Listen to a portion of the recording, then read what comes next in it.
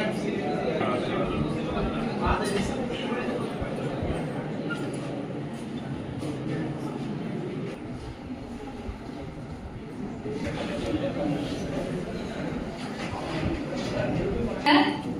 K. Kalyani, final year student.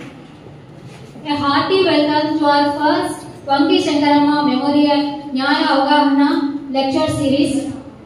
As we know, we are all gathered here to attend the seminar to be presented by our Honorable Additional Senior Civil Judge Shri P. Divakar Garu. So now I would like to request, welcome to respected Dr. Shivakumar Sir, Professor and Dean of our Sri Prasanna Law College. Sir, please sir.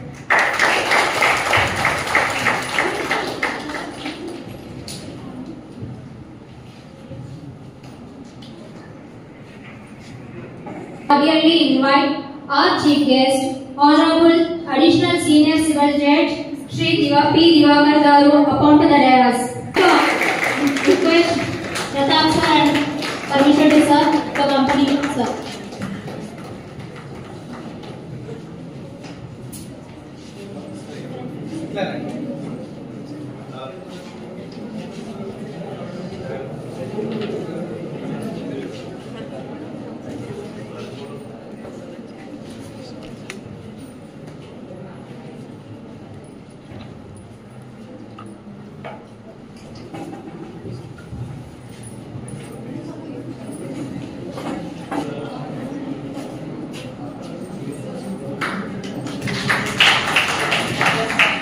I would like to request our senior faculty Mehdi Khan sir upon to the dais.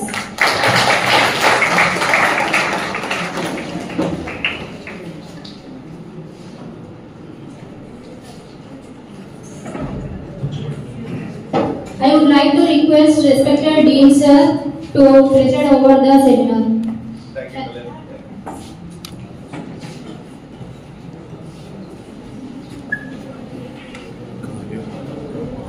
Dr. Shivakumar, Professor and Dean, Sri Prasanna College of Law, cordially invite you all to the first seminar of Vanki Shankarama Memorial Nyaya Avagahana lecture series. Formerly, we conducted nearly 24 seminars on the name of our late Professor and founder principal of the Khalil Ahmed sir. But recently, our chairman, sir, mother was expired, so we started on her name. That is nothing but Vanki Shankarama Garu. Now, it is my immense privilege and great honor to welcome the fabulous and magnanimous keynote speaker, Sri P. Divakar Garu, Honorable Additional Senior Civil Judge Kurnool, to deliver a very important and useful and valuable lecture. I am sure that you will feel enriched with knowledge after completion of this event. Once again, I am sure that you will feel enriched with knowledge after completion of the event. Now, I extended my warm welcome to our learned teaching colleagues as well as non-teaching staff, my beloved students, press and media. Thank you one and all. Now I request Mr. Mehdi Khan, senior faculty, to introduce today's amazing keynote speaker, Sri P. Divakar sir. Mehdi Khan, please.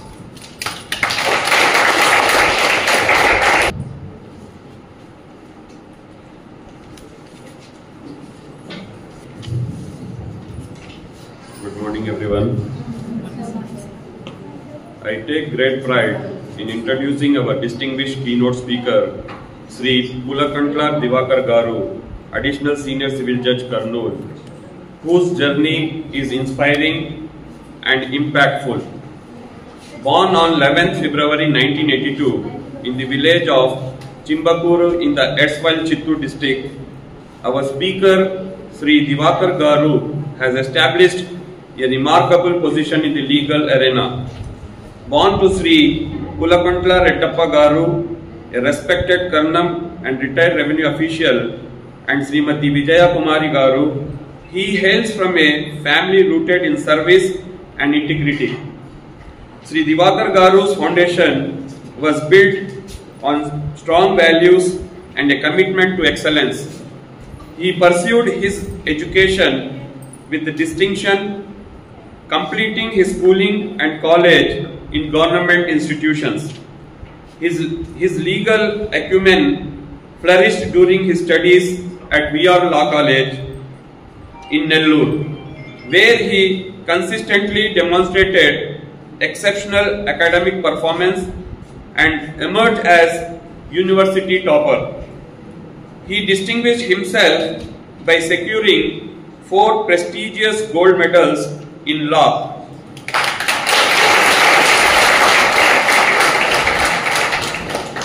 A testament to his academic excellence, pursuing his higher legal studies, he earned his Master of Law from Acharya Nagarjuna University.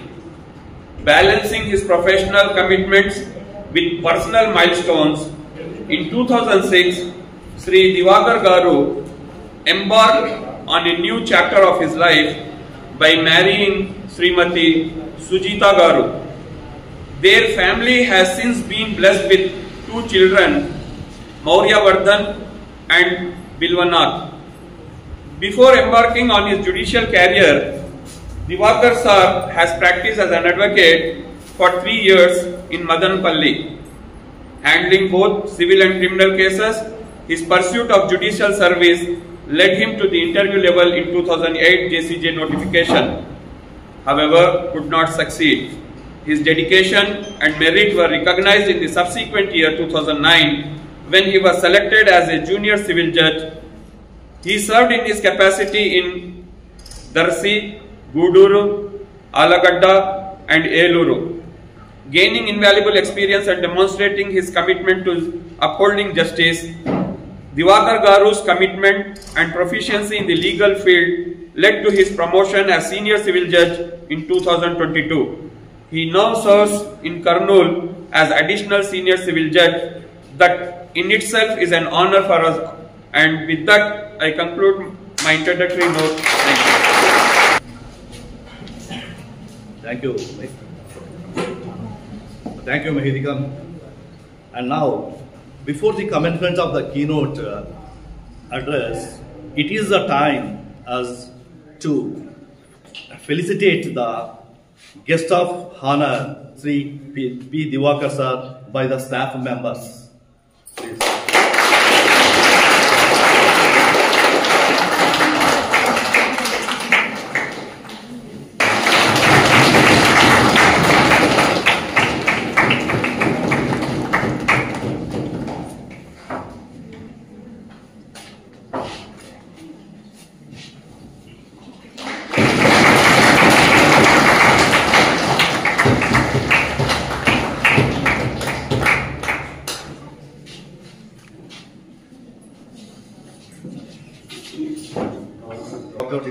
In so area, but today, unfortunately, the act of God, we can't do anything. Okay, I already told you in the classrooms, we are only teaching you the subject. We are teaching you only the subject. But now, our sir will teach you or guide you the professional ethics as well as process in court proceedings. Now, I request sir to deliver an amazing lecture on process in court proceedings and career guidance. Thank you, sir. Please, sir. Sir, first of all, introduction, sir.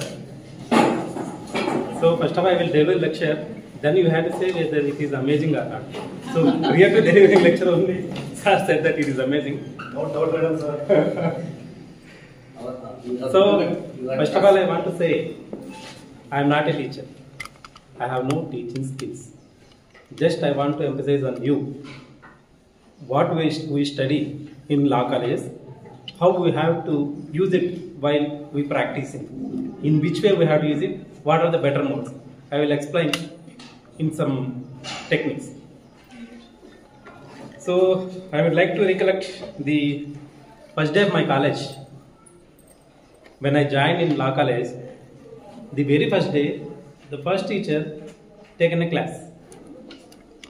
So sincerely, I attended the class. Immediately after starting of the class, sir asked one person to stand up. He just stood up. And sir asked him to get out of the class. We did not understand what is going on. Because he is not doing any mischievous thing. We did not understand what is going on. So, కొంతసేపు అలాగా question వేస్తూ ఉన్నాడు. Subsequently, the teacher once again asked him to get out of the class. So, with the first day of the college, we are not seniors. We are not supposed to say anything against the lecturer. He just went out of the house. Classroom. Then the teacher started the class. After 5 minutes, he passed the class and asked us, why you came here to study the law? Somebody, so it is by legacy, I am interested. Somebody, some random answers given by the students. Then he said, law is protecting the right of the other persons. When I said that I go out of the class, whether his right is not defeated, he is having right to sit in the class. He is having right to study the class. But he went out of the class. When his right is infringed, the other person has to advocate him. It is called advocacy. EB just EB remedium. I think so. Where there is a right, there is a remedy. So that is the foundation of law. Why we have to study law means we have to protect the rights of the parties. So after joining in law school, we'll see the big, just now we saw the big library. So we have to make reading as a habit, day in and day out. So in some of the, if you study BTech, after your completion of the BTech, there is no need to study, just to updating yourself is sufficient. But this is the field where we have to study each and every day. Even if you become an advocate, even if you empanel to any other profession, you have to study each and every day. So before diving into my class, I want to give some exercise to you. నేను చెప్పేంత వరకు ఎవరు చూడకండి.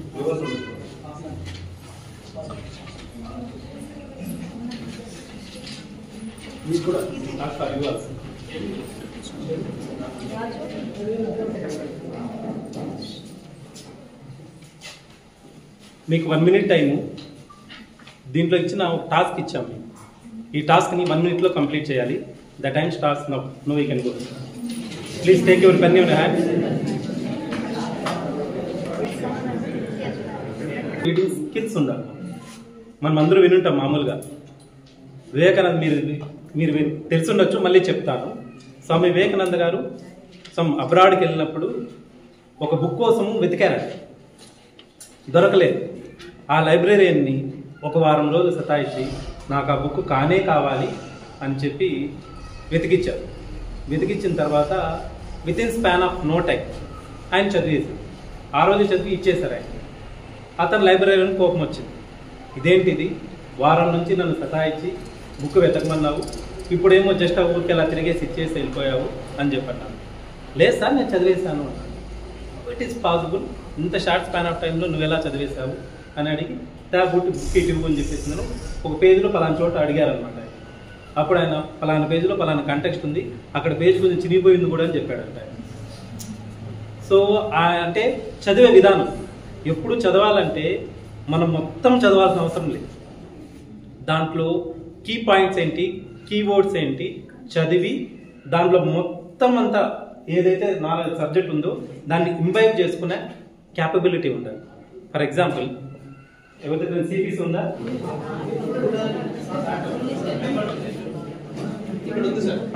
Right, section 6 తీసుకోండి.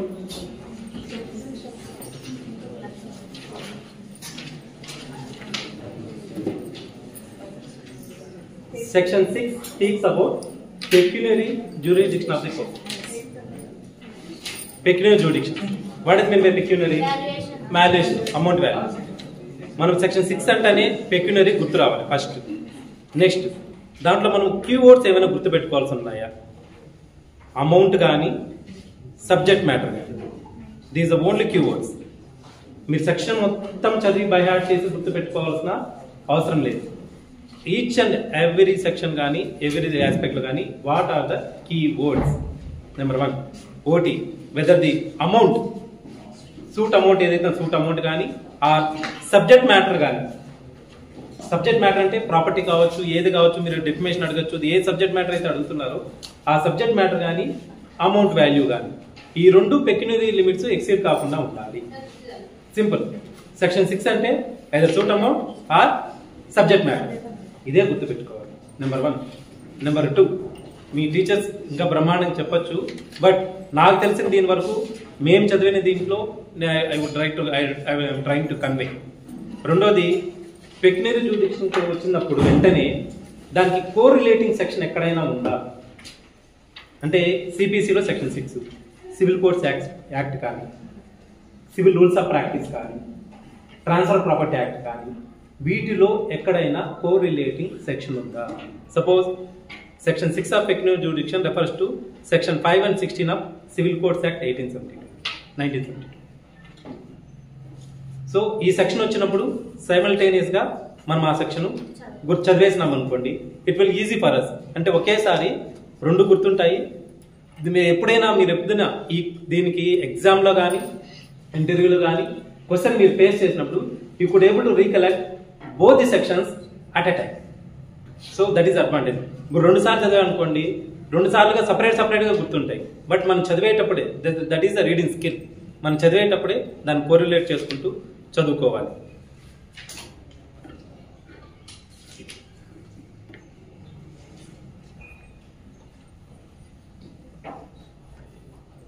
కాంగ్నిజెన్స్ సివిల్లో ఉంటుందా, క్రిమినల్లో ఉంటుందా?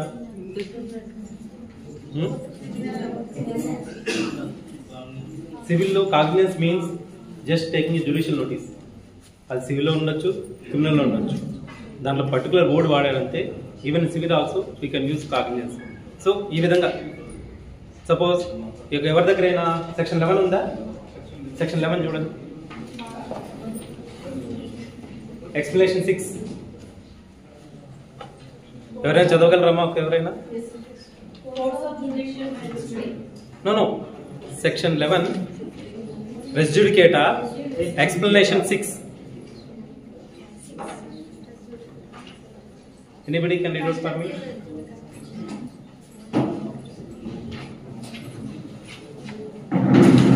నేనే చదువుతాను.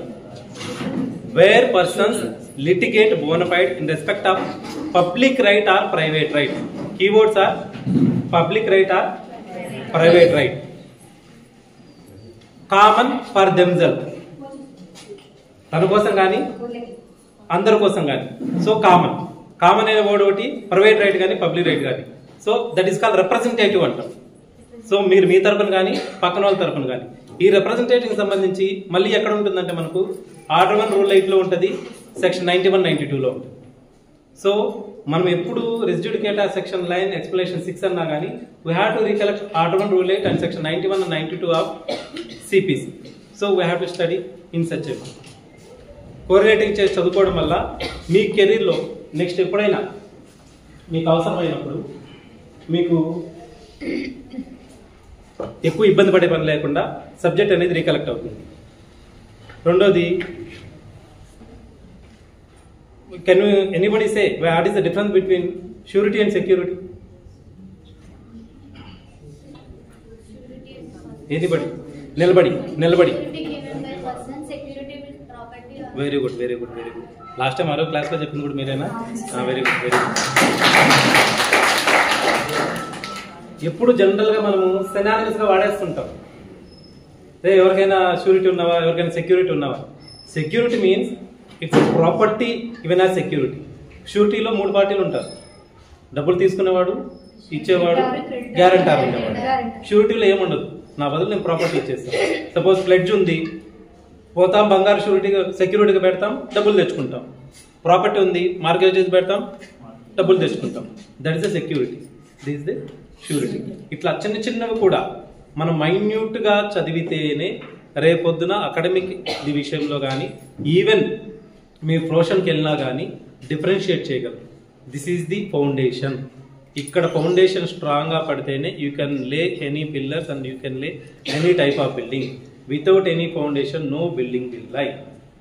We have to lay foundation.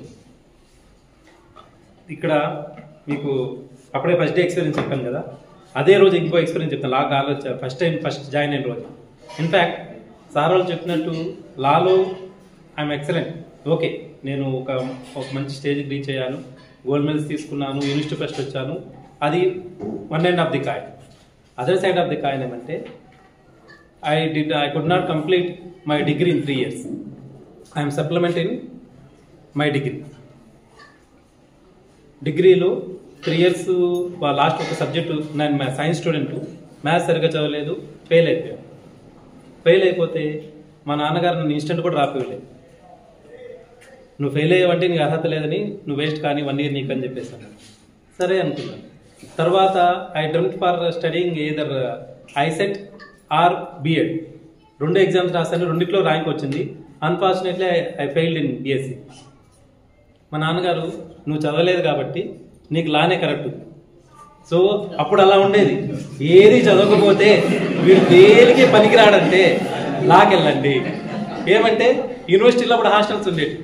3 సంవత్సరాలు లా చేస్తే ఖానా పీనా మొత్తం హోటల్ అన్నీ జరిగిపోతాయి, భోజనం జరిగిపోతుంది, స్టేయింగ్ ఉంటుంది, లాను జరిగిపోతుంది. అలా ఉండేది.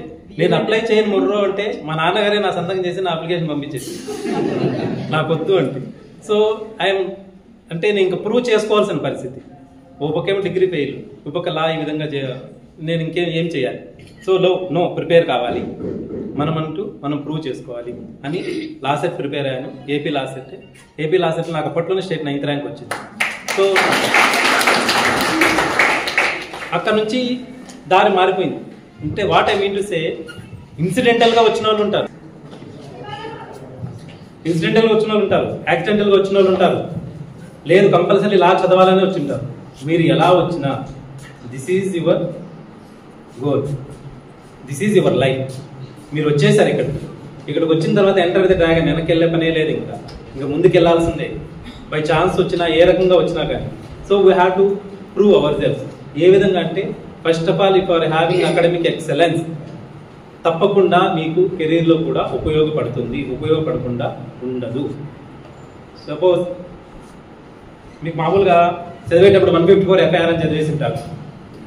ఎఫ్ఐఆర్ అనేది 154 సిఆర్పిసి అందరికీ తెలుసు. ఎఫ్ఐఆర్ అంటే ఎవడైనా పోయి కంప్లైంట్ ఇస్తే పోలీస్ అనేవాడు ఎఫ్ఐఆర్ రిజిస్టర్ చేయాలి. చేయలేదు. What is immediate recourse? Anybody? Zero FIR means he registered FIR. I am not saying that he registered the FIR. He did not register the FIR. Private complaint.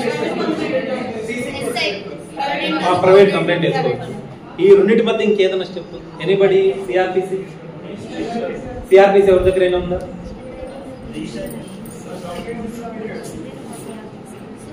Yes, senior man. So 154 clause 3 ఎక్కడ ఉండదు. మనం ఏం చేస్తామంటే FIR అంటేనే 154 recollect అయిపోతుంది. ఏంటి? Complaint ఇవ్వాలి, FIR issue చేసేయాలి. నెక్స్ట్ 154 1 చదివేస్తే కామ్ ఉండిపోతాం. What is 154 clause 3? If you give complaint to the police and he did not register the case, immediately you have to forward that complaint to the superintendent of police. You have to get an acknowledgement. Then only you will get right to go for private complaint.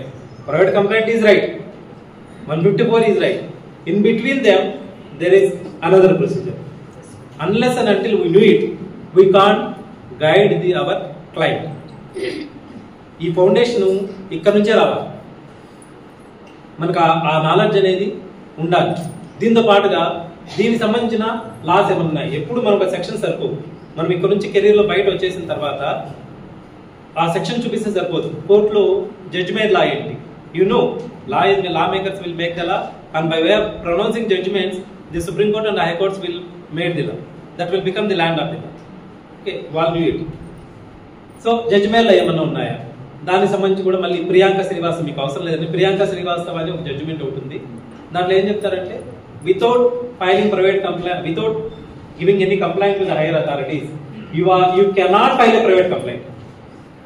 You can file a private complaint by filing an affidavit, by noting that I moved complaint to the SI, he did not register the case.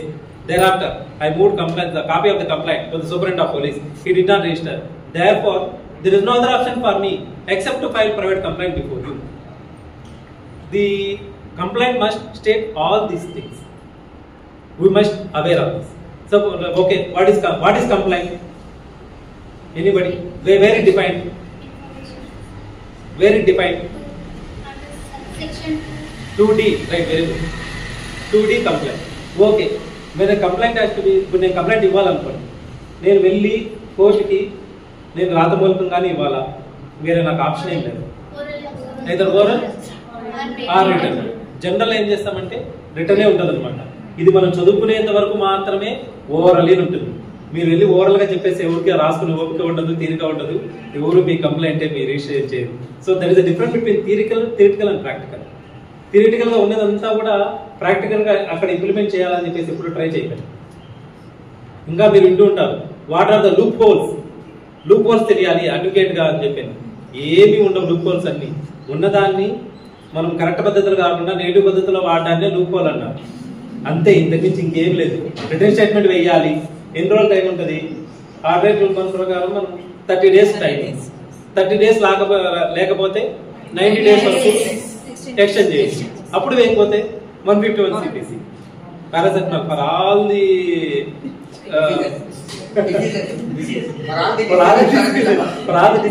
Paracetamol. ఏదైనా కానివ్వండి, delay అయింది, right, ఒకటి వేసేయండి, 151 వేసేసేయండి. నువ్వు process కట్టలేకపోయావు, 151 వేసేసేయండి. So మనం ఈ ప్రొసీజర్తో పాటుగా ఇవన్నీ నేను ప్రాక్టీస్లోకి వస్తే తెలిసిపోతాయి. అది పెద్ద విషయమే కదా. కానీ మనం ఎక్కడ వాడుకోవాలి, ఈ థియరిటికల్గా నేర్చుకున్న నాలెడ్జ్ని ఎంతవరకు వాడుకోవాలనేది మనం ప్రాక్టికల్గానే తెలిసింది. ఇప్పుడే మనం తెలుసుకునేది అయితే కాదనమాట. వాటికి అప్పుడు ఆర్డర్ 9 రూల్స్ ఏమైనా ఉంటుంది. సపోజ్ సమన్స్ సర్వ్ అయింది. మామూలుగా సమన్స్ అంటే ఏమంటాం, మనం అసలు ఇంట్రెస్టే చూపించాము. నాకు తెలిసి క్రిమినల్ ప్రొసీజర్ కోడ్లో సెక్షన్ 61 అనుకుంటాను సమన్స్ గురించి చెప్తుంది. సెక్షన్ 61 సమన్స్ గురించి చెప్తుంది. ఈ సమన్స్ ఏ ఫామ్ లో ఉంటుంది? ఒకటి మన దగ్గర ఉంటుంది, రెండోది అవతల పార్టీకి సర్వ్ అవుతుంది. That is the theoretical knowledge. Okay, ఆ సమన్స్ ఫామ్ అనేది అసలు ఎక్కడ ఉంది? ఈ ఫామ్ లో పంపించాలని చెప్పేసి అడ్వకేట్కి వెళ్ళిన తర్వాతే మనకు తెలుస్తుందా లేదా?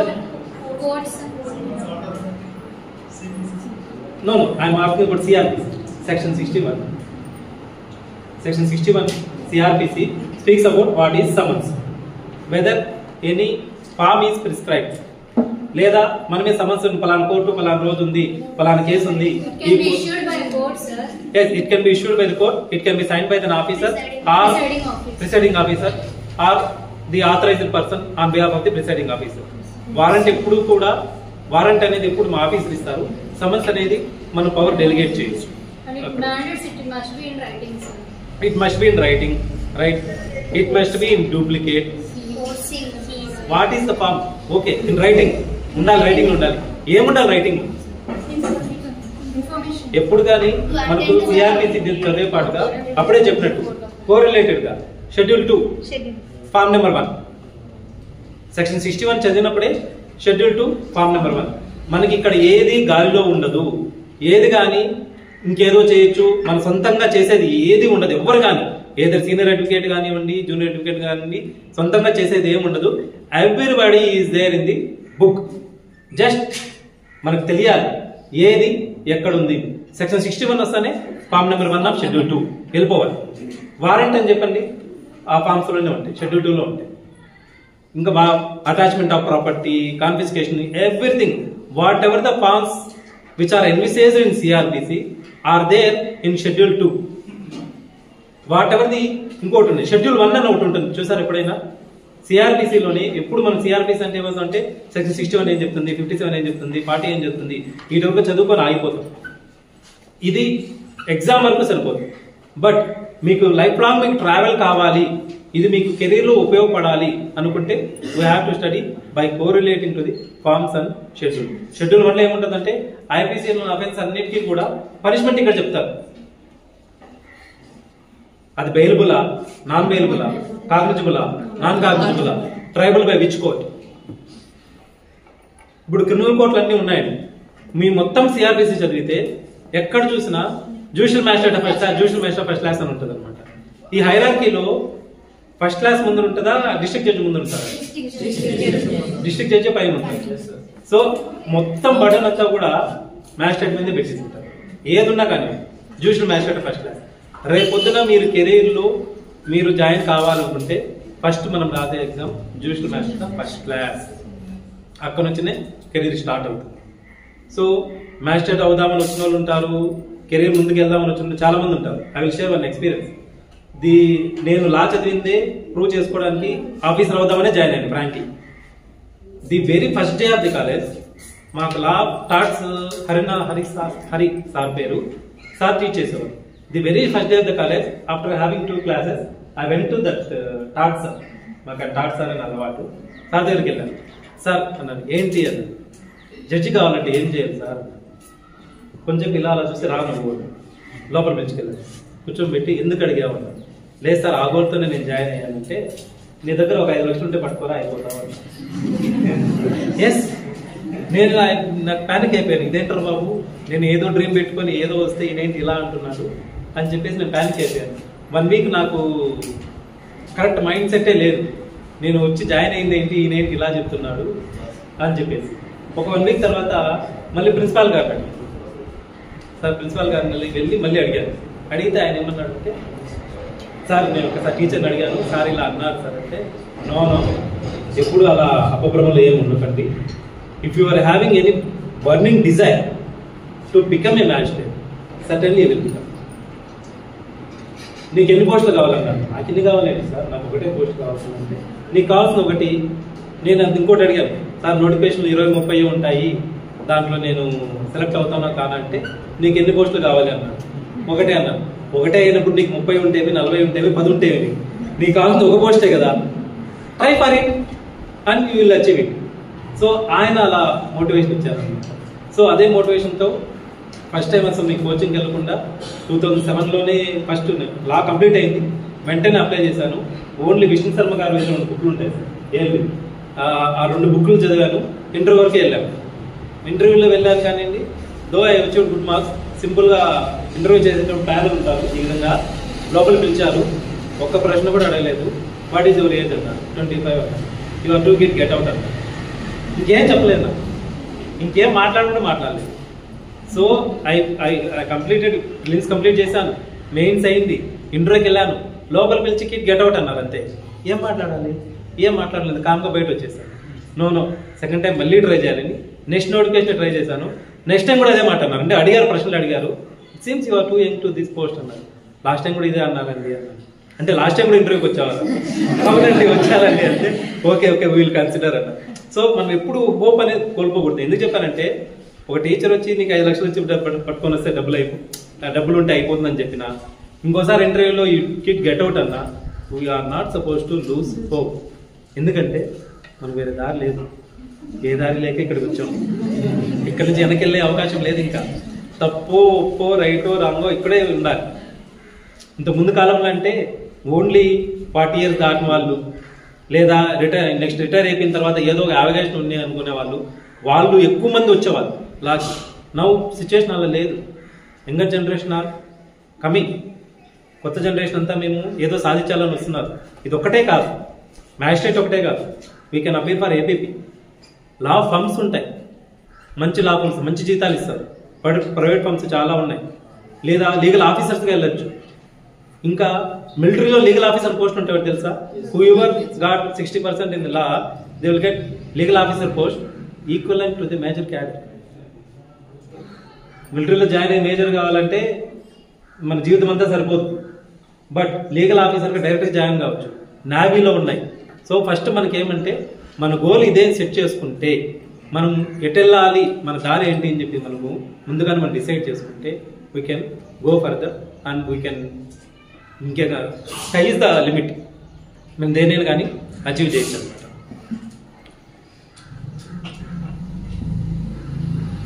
ఎఫ్ఐఆర్లు ఇవి చెప్పాము. రిమాండ్ విన్నారా ఎవరైనా? What is remand? First what is remand? Let it be interaction. ఎందుకు నేను ముందే చెప్పాను, I'm not a good teacher, నాకు ఆ టీచింగ్ స్కిల్స్ ఏమీ లేవు, just I'm sharing my experience. Yes, detaining a person judicially for some period. So మనం ఇది ఎక్కడ డిఫైన్ చేస్తుంది? సిఆర్పిసిలో 167 ఆఫ్ సిఆర్పిసి. ఇది మనకు రిమాండ్ అంటేనే 167 అనేది జస్ట్ అలా గుర్తొచ్చేస్తుంది. Next okay, what is police custody? సినిమాలు చూస్తుంటాం కదా, పోలీసులు తీసుకెళ్లి ఓడగొట్టేస్తాంటారు లోపల పెట్టేసి. చెయ్యొచ్చునా?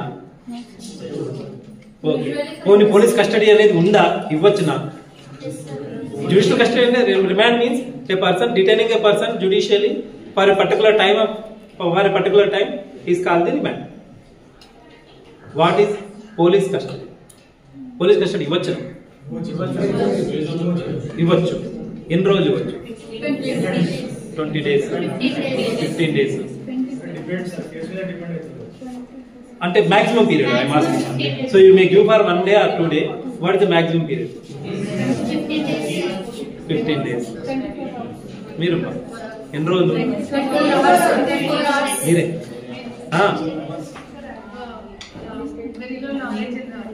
క్రిమినల్ సైడా? ఓకే, అందుకనే వచ్చారా? Good good. అంటే మీరు తెలిసిన ఫేస్ కదా మిమ్మల్ని అడిగారు. ఇండివిజువల్ జూనియర్ కదా? One of the best students. Okay. Very regular. No, he is regular to the court also. She is appearing before me. She is familiar to me. That's why I asked her. Okay.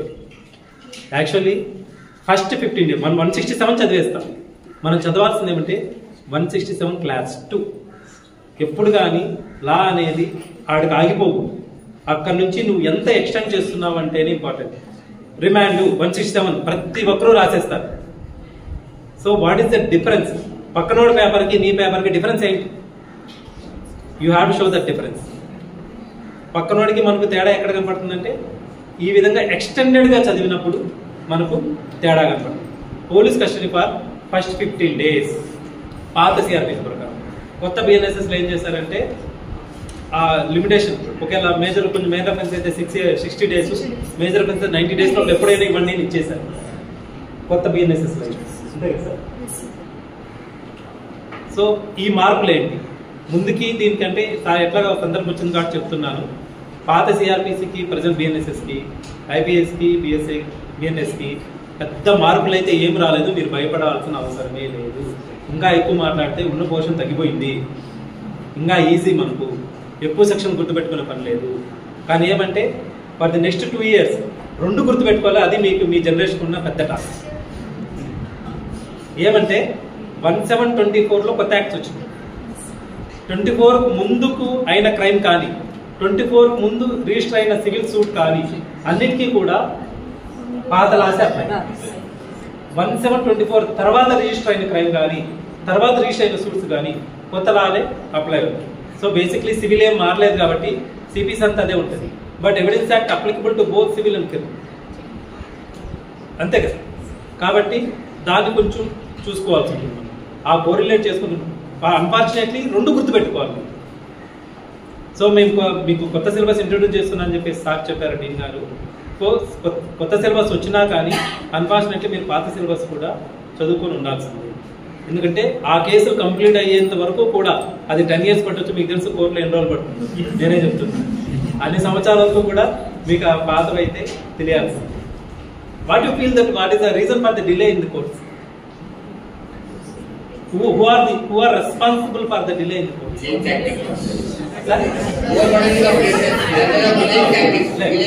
Overburdening is one of the reasons. No, ma. Very good. That is called confession.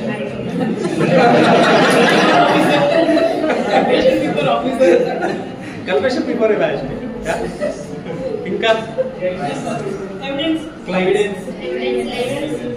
Lengthy evidence. Fear of losing, yeah, default. So these are all the reasons. Not courts are only alone reasons. నేను ఇటువైపు ఉన్నానని చెప్పట్లేదండి. ఎప్పుడైతే ఇప్పుడు ఇద్దరు పార్టీల్లో వాడికి తెలుసు వాడు ఎలాగో డిఫీట్ అవుతాడని, you will try to track the case. వాడు ఎలాగో కొంచెం డిలే అయితే ఏదో రాజుకి వస్తాడేమో చూద్దాం అనుకుంటాడు. ఈవెన్ అడ్వకేట్ నో ఈ కేసు ఎలా ఓడిపోతామని. ఇప్పుడే ఓడిపోతే డబ్బులు తక్కువ వస్తాయి, ఎక్కువ రోజు చంపిద్దాం, మన ఫీజంతా కలెక్ట్ అయిన తర్వాత కేసు తర్వాత చూసుకుందాం ఏమైపోయింది.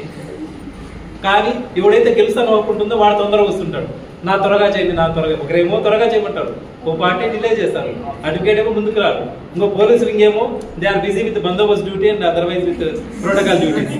So they least bother to come to the court.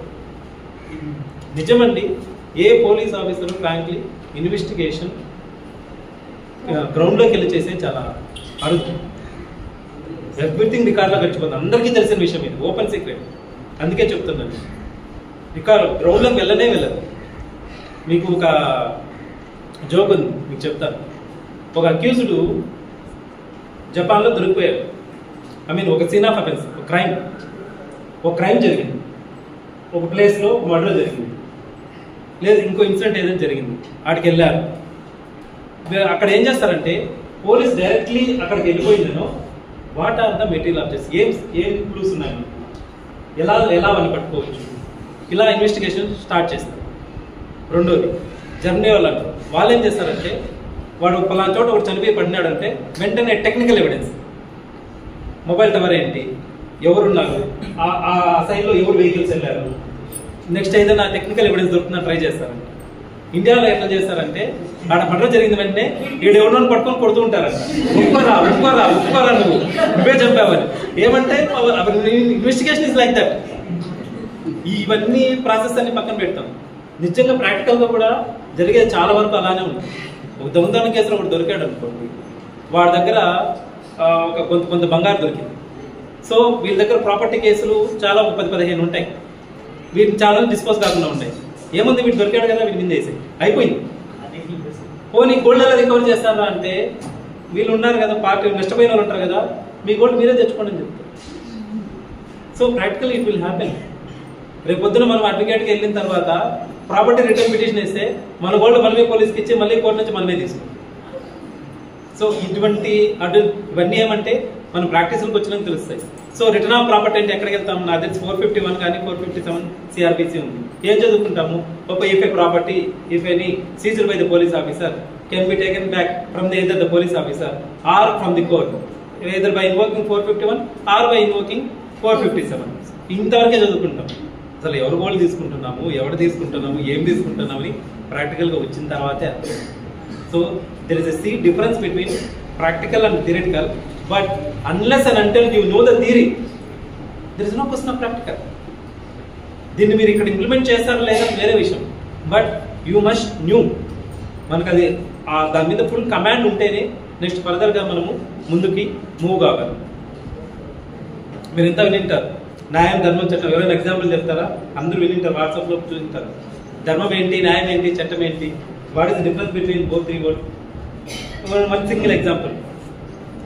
ఎవరు YouTube reels చూడట్లేదా?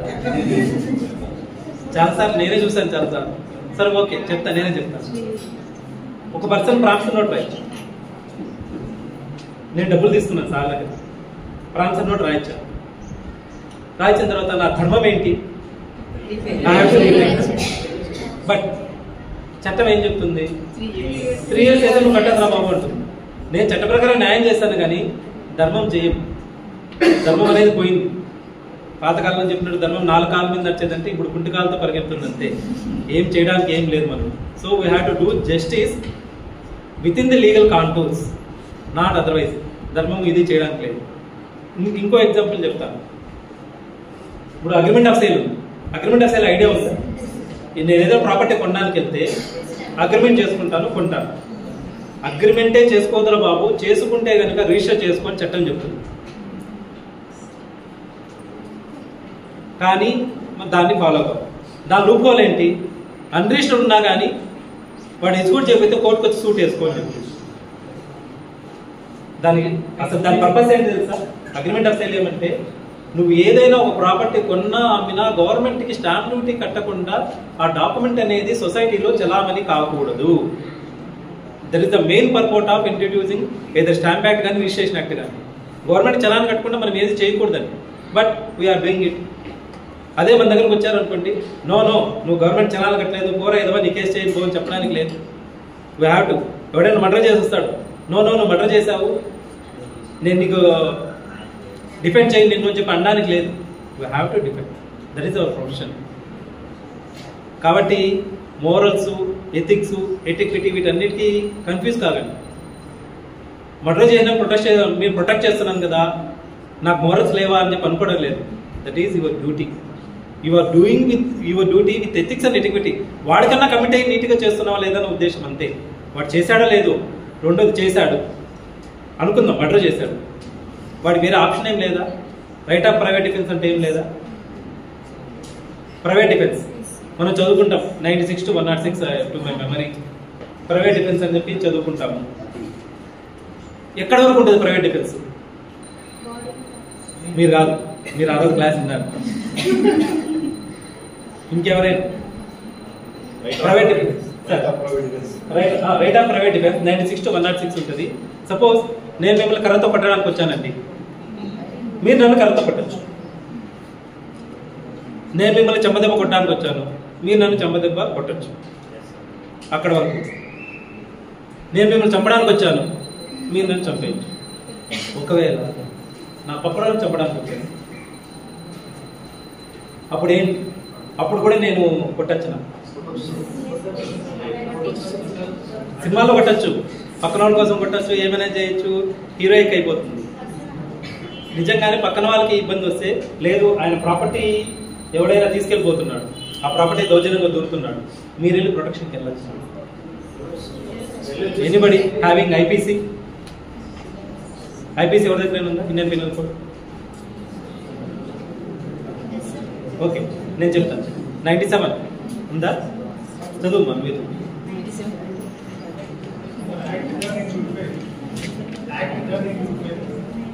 I will explain act done. దాని కూడా ఎగ్జాంపుల్ చెప్తాను. It is not act done good faith.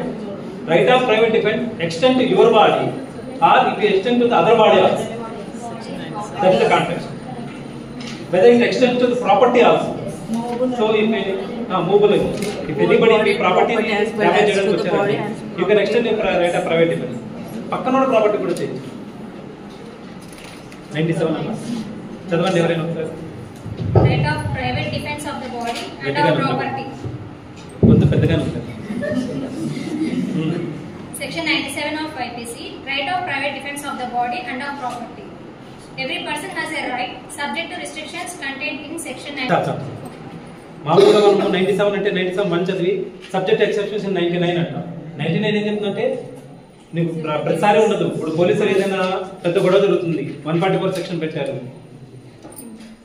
మనం వెళ్ళకూడదు, వెళ్ళాము, నో నాకు రైట్ ఆఫ్ ప్రైవేట్ డిఫెన్స్ ఉంది, నన్ను వెళ్ళలేవు అని చెప్పి అన్నారు. లేదు, వాడు రెసిస్ట్ చేసినప్పుడు నీకు రైట్ ఆఫ్ ప్రైవేట్ డిఫెన్స్ ఉంది. అంటే when you are doing any unlawful act there is no right of private defence. When you are doing legal act, lawful act only you are having right of private defence of your own body and of the body of other person. మనకే కాదు, పక్కన వాడికి నష్టం జరుగుతున్నా కానీ మనము right of private defence అనేది extend చేయొచ్చు. పక్కన ఎవడైనా చంపడానికి వచ్చినా కానీ మనం చంపేయచ్చు. మనం జనరల్గా ఏమనుకుంటామంటే నా వరకు నాకు వస్తే చేస్తాం కానీ పక్కనోడికి ఎక్కడ ఉంటుంది అనుకుంటాం. So we have to study in such. 97 అంటేనే ఫస్ట్ సెక్షన్ కాదు, సెకండ్ సెక్షన్ ఇంకోటి ఉంది. ఆ రకంగా వెళ్ళాలి. మీరు అడిగిన గుడ్ ఫైట్ సార్ ఒకటి చెప్తాను కొంచెం. ఒకడు ఇది కూడా నువ్వు చెప్పగలను, ఆల్రెడీ విన్నారు కదా. ఒకడు ఒక బస్సు వెళ్తుందని, బస్సులో ఒక 40 మంది ప్యాసింజర్స్ డ్రైవ్ చేస్తున్నారు. ఉన్నటువంటి డ్రైవర్కి హార్ట్ అటాక్ వచ్చింది. Good not able to drive the vehicle, ఇటు అటు తిప్పేస్తున్నారు. సో వెనుకున్న వాళ్ళలో ఒక తనకి డ్రైవింగ్ వచ్చు. అతను ఏం చేశాడంటే ఆన్ గుడ్ ఫైట్ నేరుగా ముందుకెళ్ళిందను టక్కన అతను పక్కకు లాగేసి వెహికల్ కంట్రోల్ చేయడానికి ట్రై చేశాడు. వీడు కారు వాళ్ళు కూడా డ్రైవింగ్ వచ్చి కానీ అంత పెద్ద వెహికల్ డ్రైవ్ చేయలేడు కదా, తెలియకుండా ఇంకా టక్కన కంట్రోల్ చేశారు. కానీ 40 మంది ప్రాణాలు కాపాడగలిగారు, కానీ 2 చనిపోయారు. Whether he committed a good fight to అంటే లార్జర్ హాల్ ని సేవ్ చేసే ఉద్దేశంలో స్మాలర్ హాల్ కాదు. There is no offence, that is called good fight. Sir కరెక్ట్గా చెప్పారు. మనం ఫస్ట్ ఐపీసీ ఏది కానీ ఐపీసీ కానీ సిఆర్పిసి కానీ ట్రాన్స్ఫర్ ఆఫ్ ప్రాపర్టీ కానీ ఫస్ట్ మనం ఏదైనా చదవాలి అంటే first definitions. What is variable things, what is non variable things, what is cognizance, what is good faith, what is valuable security, what is property, person అంటే ఎవరు. So each and everything define చేసి ఉంటారు. So definitions is the most important task for the academics as well as if you want to write any ABP exam కానీ మీరు బయట exams వచ్చి రాయాలన్నా కానీ definition is the crucial part. Definition is the heart. మీకు definition అర్థం కాకుండా మీకు security ఏంటి తెలియకుండా వాల్యుబుల్ సెక్యూరిటీకి ఏమైనా వెళ్తారు. సెక్యూరిటీ ఏమీ తెలియకుండా చీటింగ్లో వాడు సెక్యూరిటీ ఇచ్చేస్తే ఏంటి అని చెప్పి ఎలా తెలుస్తుంది.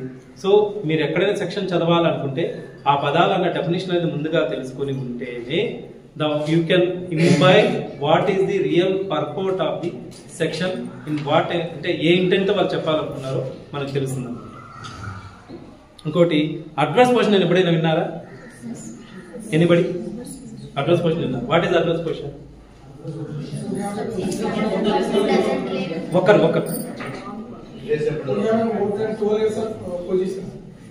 Very good. ఏం పొజిషన్ అది? ఎవరి పొజిషన్? ఎవరి property? It's not our property, sir. But we are in the position more than 12 years. Then we got the address position. That is the basic concept. ఎక్కడి నుంచి వచ్చింది అడ్రస్ క్వశ్చన్ కాన్సెప్ట్? ఎందుకు 12 సంవత్సరాలు ఎందుకు? So లాలో ఎప్పుడు మనకి ఏం ఫస్ట్ ప్రశ్న అంటే వై వాట్. పోక్సో యాక్ట్ 2012 అని చదివారా? Prevention of children from sexual harassment act. Court cinema చూసారా ఎవరైనా?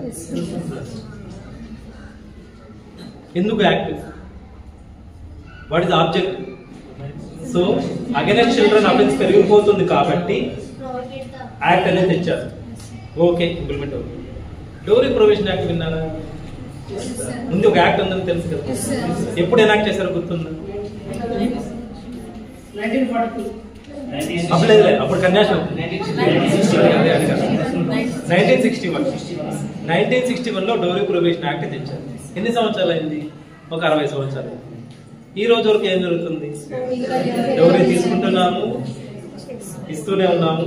ఒకవేళ డౌరీ ఇవ్వకపోతే అమ్మాయిలే మాకు ఎందుకు ఇవ్వరు డౌరీ అని చెప్పి గొడవ పడి పేరెంట్స్ దగ్గర తీసుకుంటాం. సో అలా ఉంది సిచ్యుయేషన్. అంటే what I mean to say, act ఏది చేసినా అక్కడతో అయిపోదు. That act has to be accepted by the society.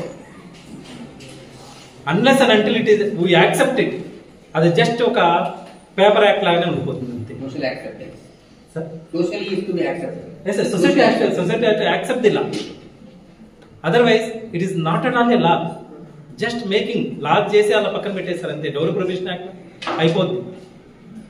మనకు ప్రతి ఒక్కరికి లా అనేది తెలిసి ఉండాలి, దాని మీద అవగాహన ఉండాలి. ఆ సినిమాలు చెప్తాను, కోర్టు సినిమాలు ఎవరి కోసం చేశారు చట్టం? పిల్లల కోసం. POCSO act is made for the benefit of children. The children has to know. పిల్లలకు తెలియాలి, పేరెంట్స్కి తెలియాలి. So this is an offence.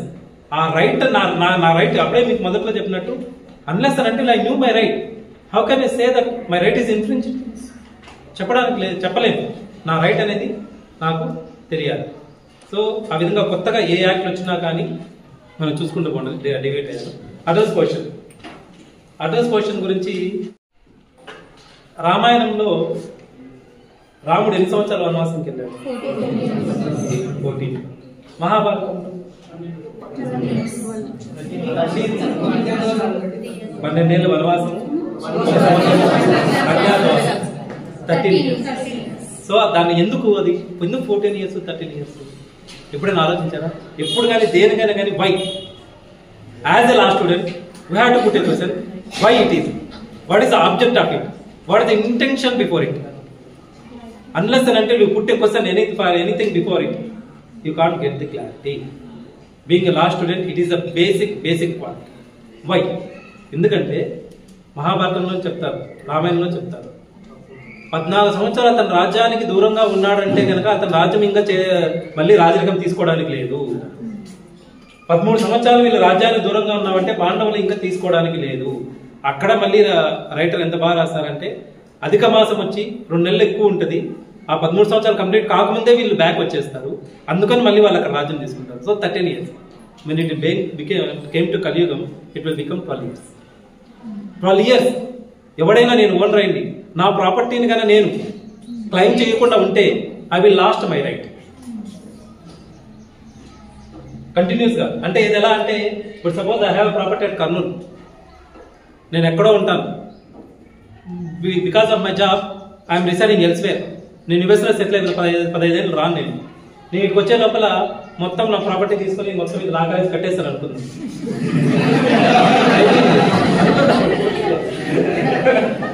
అనుకుందాం.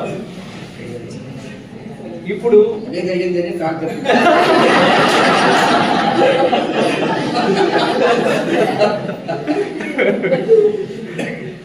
అనుకుంటే చదువుతుందా? అప్పుడే మీరు చెప్పిన ప్రకారం 15 ఏళ్ళు నేను పొజిషన్లో లేను.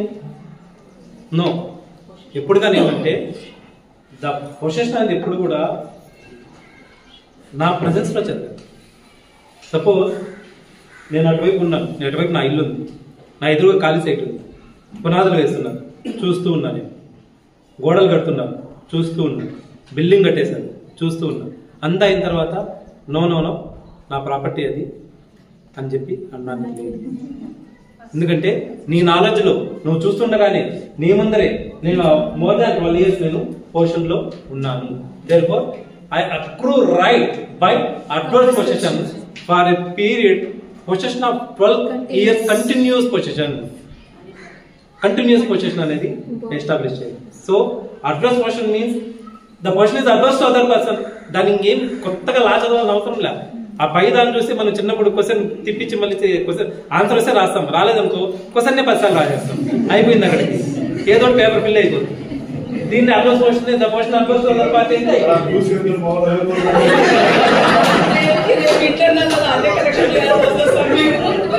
అది రాయవని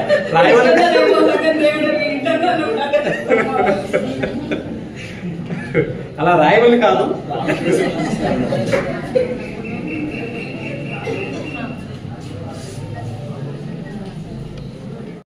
అలా చదివితే కనుక లైఫ్ లాంగ్ మనకు గుర్తుంటుంది.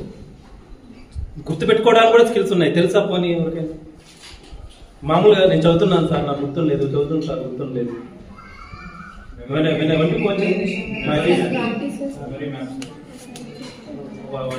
ఎండమూరి వీరేంద్రనాథ్ గారు ఉన్నారా? ఎండమూరి వీరేంద్రనాథ్ సార్ది చదువు ఏకాగ్రత చిన్న బుక్ ఉంది, 40 పేజీలు చిన్న బుక్. తీసుకొని చదవండి ఫ్రెండ్ ఒకసారి. చదువు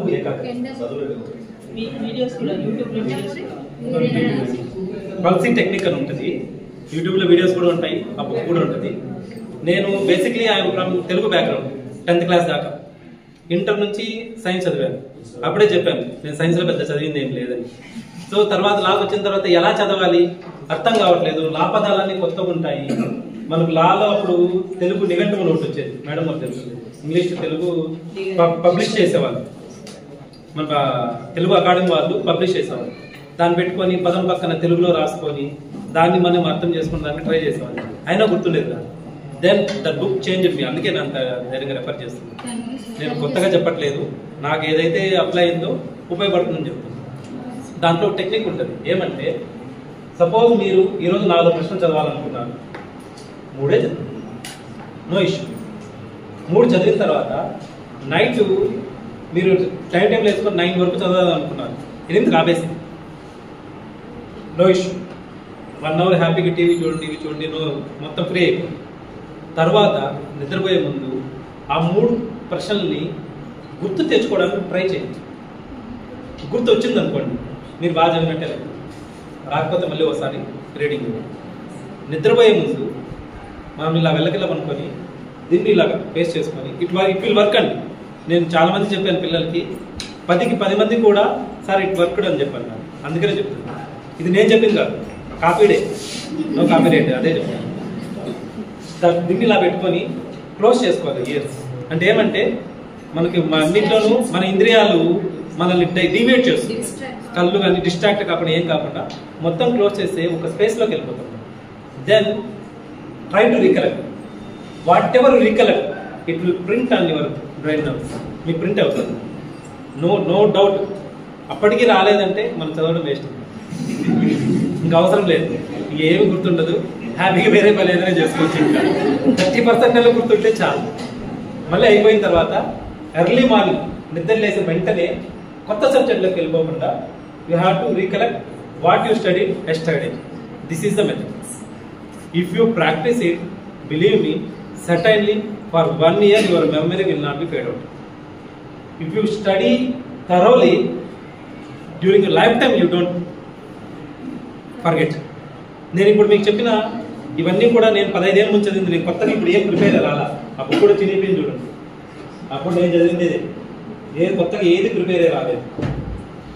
అప్పుడు చదివిండేది just I could able to recall. ఆ మెమరీ అనేది ఫేడ్ అవుట్ కాకుండా అంత బాగుంటుంది. It will give amazing results.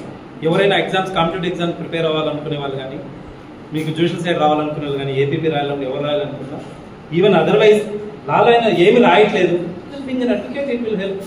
మీరు మామూలు కోచింగ్ సెంటర్కి వెళ్ళినా కానీ చాలా మంది వస్తుంటారు.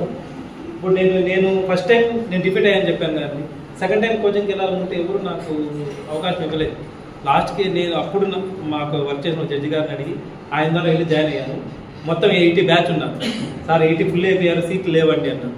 సరే ఒక సీట్ సార్ ఎక్కడో నేనే అడ్జస్ట్ చేసుకుంటాను అని చెప్పి ఒంగోలు చేసుకుని నేనే వెళ్ళి రిక్వెస్ట్ చేసుకుని కూర్చున్నాను. లాస్ట్కి ఏం జరిగిందంటే 50 మంది సెలెక్ట్ కదా, నేను ఒకటే సెలెక్ట్ అయ్యాను. సో ఎలా ఉంటుందంటే, సో వీ కాంట్ ఫోర్స్. మనకి ఏది ఎలా జరుగుతుందో ఎవరికి చెప్పలేము. సో డోంట్, అంటే ఇది ఇలా జరిగింది కదా, నేను ఇక్కడ రాలేకపోయాను కదా అని చెప్పేసి ఎక్కడ డిప్రెస్ కాకండి. It may be the good move.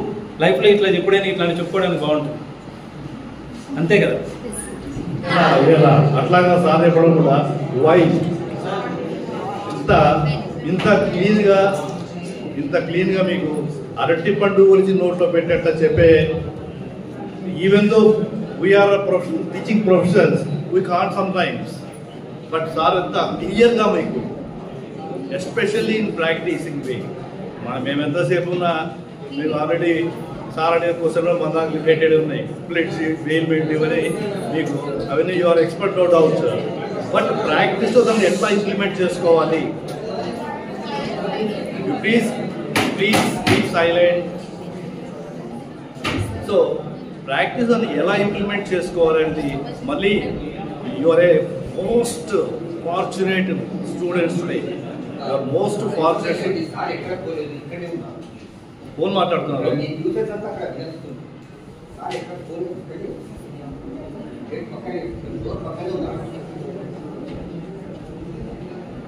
So మీకు మేము టెక్స్ట్ బుక్ అంతా పట్టించవచ్చు, ఆఫ్ కోర్స్.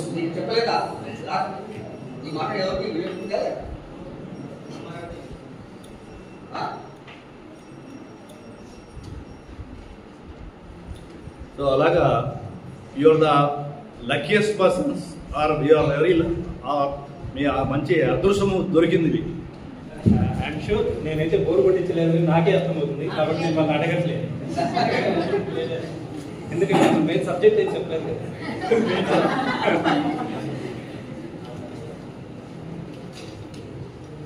రిమెంబరింగ్ స్కిల్స్ ఉంటాయండి. ఎగ్జామ్ ప్రిపేర్ అయ్యే వాళ్ళు ఎవరైనా కానీ రిమెంబరింగ్ స్కిల్స్ అవి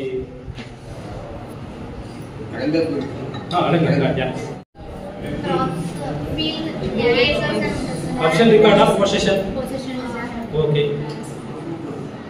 ఎప్పుడు కానీ మళ్ళీ చెప్తున్నా, వై అడగండి. For anything put why. Pahani అసలు అడగలే.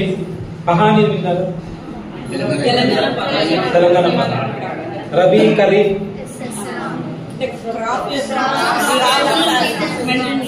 6 months, జూలై నుంచి డిసెంబర్ దాకా ఒకటి, మళ్ళీ జూన్ దాకా, జాన్ టు జూన్ దాకా, డిసెంబర్ టు జూన్ దాకా ఒకటి, రబీ ఖరీఫ్. మనకి ఇదేమంటే this is the crucial document in establishing position of a party. ఎవడైనా పొజిషన్లో ఉన్నాడంటే వాని పేరు మీద అడంగలు ఉండాలి. ఓకే, ఇక్కడ వరకు బేసిక్ నాలెడ్జ్. ఇప్పుడు అడంగల్ అంటే పహాని ఎంత నడుస్తుందంటే ఇప్పుడు 1440-50 నడుస్తుంది. Why that? అది ఐడియా ఉందా? పహాని నెంబర్స్ వేస్తాం 1440-50. దీన్ని ఏమంటే మీకు ఇంకా అంత డెప్త్ అవసరం లేదు.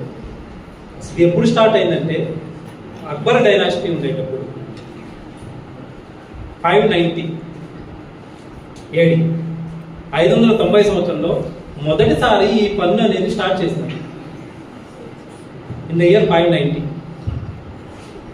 ఈ పంటలకు ఏదైనా ఉంటే పన్ను వేయడం. ఆ 590 సంవత్సరంలో ఫస్ట్ బసలి స్టార్ట్ అయింది. ఇప్పుడు వచ్చేసరికి ఇది 1430 1440 ఉంటుంది. మనకు రావాలంటే అంటే 1440 ప్లస్ 590 యాడ్ చేసామంటే ప్రజెంట్ ఇయర్ వచ్చేస్తుంది. నేను ఎందుకు చెప్తున్నానంటే ఆ డెప్త్లో చదివితేనే మీకు కెరీర్లో హెల్ప్ అవుతుంది. ఊరికే నామకే వాస్తే చదివేసి వెళ్ళిపోతే రాదు. లైబ్రరీకి వెళ్ళి కూర్చొని పేపర్ చదివి వెళ్ళిపోతే రాదు. లైబ్రరీకి వెళ్ళి బుక్లన్నీ ఒకసారి ఇలా చూసేస్తే ఇన్ని బుక్కులు ఉన్నాయనుకుంటే రాదు.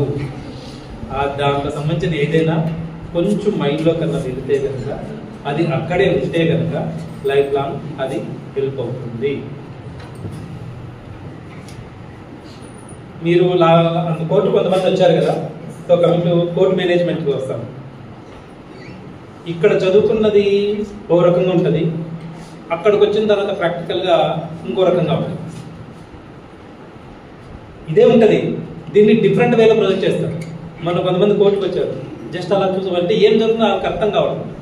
ఈవెన్ మేము జూనియర్గా ఉన్నప్పుడు కూడా కొన్ని రోజులు అలానే ఉన్నాం, ఏం జరుగుతుందో మాకు అర్థమయ్యేది కాదు. విషయం ఏమంటే సివిల్ సూట్స్ ఉంటుంది, నేచర్ ఆఫ్ సూట్స్ ఉంటుంది. సూటు డిగ్రీ ఐడియా ఉంది కదా, డిగ్రీ తర్వాత ఎగ్జిక్యూషన్. డిగ్రీని ఎగ్జిక్యూట్ చేస్తాం Article 21. ఎగ్జిక్యూట్ చేసిన తర్వాత నెక్స్ట్ వాళ్ళకి ఫైనల్ ఫ్రూట్స్ అనేది చేతికి అందాలి. సూట్స్ ఒకసారి పిలుస్తాము, ఎగ్జిక్యూషన్ పిటిషన్స్ ఒకసారి పిలుస్తాము. ఆ సూట్స్లో కూడా మనీ సూట్స్ అంటాం, ప్రామిసర్ నోట్స్ కానీ, డెఫమేషన్స్ కానీ, డ్యామేజెస్ వేసిన కానీ, వీటన్నింటి ఒకసారి పిలుస్తారు. టైటిల్ మ్యాటర్స్ అంటే ప్రాపర్టీ నీదా నాదా కొట్లాడుతున్నప్పుడు టైటిల్ మ్యాటర్స్ ఏదైతే ఉంటే అది ఒకసారి పిలుస్తారు. అంతే, అంతకుమించి అక్కడ బ్రహ్మదార్థం ఏమీ లేదు. ఒక సినారీలో ఒక సిరాటంలో పిలుస్తారని మాకు అవగాహన ఉంది, మీకు అవగాహన లేదు కాబట్టి ఆడికి వచ్చినప్పుడు జస్ట్ ఆశ్చర్యపోయారు, ఏంటి ఏం జరుగుతుంది, ఏం పిలుస్తున్నారు, ఎందుకు చెప్తున్నారు. సపోజ్ 40 కేసులు వేసుకున్నాం ఆ రోజు, కేవలం 10 పక్కన పెట్టాం, మిగతా అన్ని వాయిదాలు ఇచ్చేస్తాం. ఎందుకంటే 40 చేయాలన్నా ఎవరో కాదు, ఒక్కో దానికి అట్లీస్ట్ 10 minutes పే చేయాలా. 10 minutes అనేది 400 minutes, డైలీ ఎంత దొరుకుతుంది మనకు? మార్నింగ్ 3 ఈవినింగ్ 3, 360 minutes దొరుకుతుంది అంతే. ఒక అట్లీస్ట్ 10 minutes మినిమం చేసినాం. సో ఎప్పుడు అన్ని కేసులు అన్నీ చేసేది, ఏవేవైతే జరుగుతాయో వాటిని పాస్ ఓవర్ అని కానీ కెప్ట్ బై అని కానీ జస్ట్ అలా పక్కన పెట్టండి సార్ అని పక్కన పెట్టించేస్తాం. ఆ పక్కన పెట్టినవన్నీ ఒక వైపున పెట్టుకోండి. ఆ పక్కన పెట్టిన తర్వాత మళ్ళీ ఎవరైతే అడ్వకేట్ 10 కోట్లు ఉన్నాయి కదండి, అందరూ రెడీ ఉంటారు. ఏ రోజైతే వాళ్ళు రెడీ, ఎవరైతే రెడీ వస్తారో వాళ్ళు వచ్చి చెప్పిన వెంటనే వాళ్ళు ఫైల్ తీసుకొని దీనికి సంబంధించి ఏం చేయాలి చెప్పండి, అది రికార్డ్ చేస్తాం. ఎవిడెన్స్ ఉంటే ఎవిడెన్స్ రికార్డ్ చేస్తాం, లేదంటే హీరింగ్ ఉంటే కనుక హీరింగ్ ఆర్డర్. అంతేగాని ఆర్డర్ తెలియని అందరూ పాపం అదేదో పెద్ద మలయాళ సినిమా తమిళ సబ్టైటిల్లో చూసినట్టు ఇలా విచిత్రంగా చూసుకున్నారు పాపం వచ్చిన వాళ్ళందరూ. ఏం లేదంత ఇదేం ఉండదు, జస్ట్ ఒక 3 నెలలు మనం ప్రాక్టీస్లో పోయినామంటే కనుక మనకు అర్థమైపోతుంది. ఫస్ట్ అలా కొత్తగానే ఉంటుంది. మీరు మళ్ళీ కొన్ని రోజులు 4 రోజులు పోయిన తర్వాత మనకి అర్థమైపోతుంది, ఇది ఏం లేదు, ఊరికి అంత భ్రమే అంతే మొత్తం.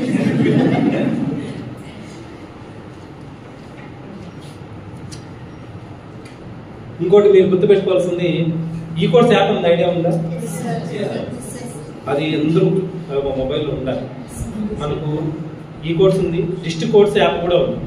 డిస్ట్రిక్ట్ కోర్స్ కూడా ఈ కోర్స్ ఉంది, హైకోర్టుకు ఉంది, సుప్రీంకోర్టుకు ఉంది. మనం దాన్ని ఫాలో అవుతుంటే మనం సుప్రీంకోర్టు వెబ్సైట్లోనే ఫ్రీ జర్నల్స్ ఇచ్చేసారు. ఇప్పుడు సపరేట్గా జర్నల్స్ చూడాల్సిన అవసరం లేదు, వాళ్ళు ఫ్రీ జర్నల్ వాళ్ళే ఇచ్చేస్తున్నారు. కొత్త బ్యాక్ డేట్ ఇవ్వలేదు, ప్రాస్పెక్టివ్ ఇచ్చేస్తున్నారు. కొత్త సైటేషన్స్ అన్ని కూడా ఇంకా వాళ్ళు సుప్రీంకోర్టు సైటేషన్ ఇచ్చేసి న్యూట్రల్ సైటేషన్ ఇచ్చారు. న్యూట్రల్ సైటేషన్ ఇచ్చేసి ఎవ్రీథింగ్ ఇచ్చేస్తున్నారు. Everything become digital. అన్నిటికన్నా మనము ఇక్కడ నుంచి ప్రొఫెషనల్ నుంచి పక్కకు వచ్చింది, ఐ మీన్ కెరీర్ చదువు అయిపోయిన తర్వాత అకాడమిక్స్ నుంచి పక్కకు వచ్చినాక గుర్తుపెట్టుకోవాల్సింది జడ్జిమెంట్ లాస్ మైండ్లో ఉండాలి.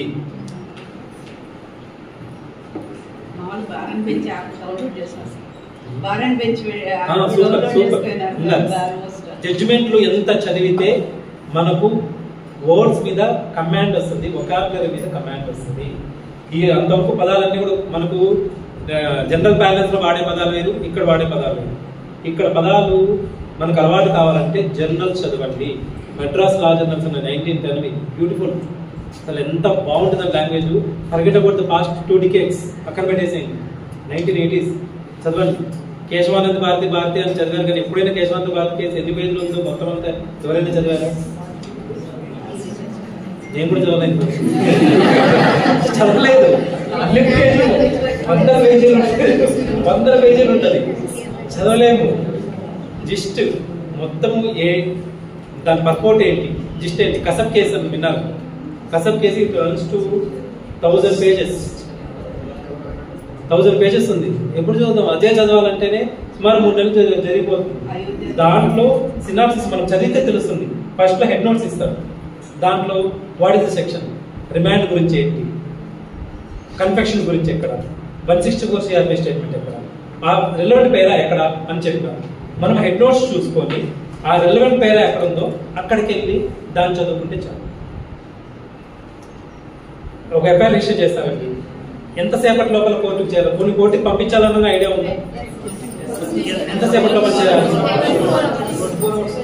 ఎక్కడ చెప్పారు? వై, హౌ, వెన్, ఎక్కడ చెప్పారు? 57 CRPs 24 ఓకే. మ్యాజిస్ట్రేట్ కే చేయాలి. 24 criminal rules of practice,